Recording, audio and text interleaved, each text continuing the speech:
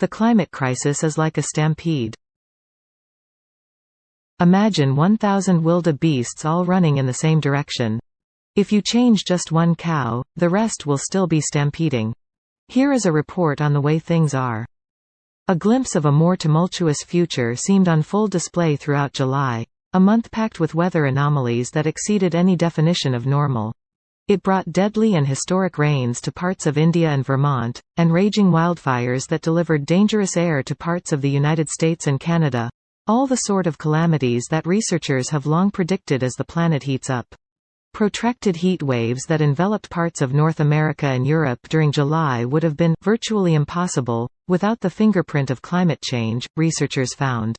But some events were so abnormal that they sent a wave of consternation through the scientific community.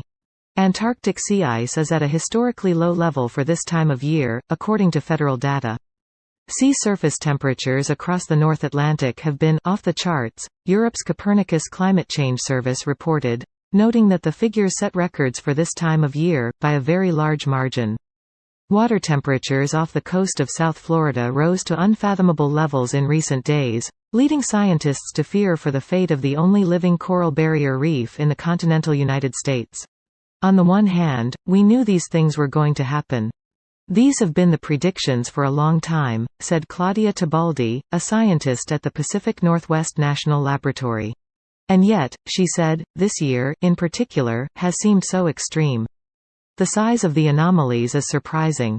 For years, climate scientists have detailed again and again the many impacts that are likely as the world grows steadily hotter, such as more intense storms, more torrential rainfall, fast rising seas and melting ice caps.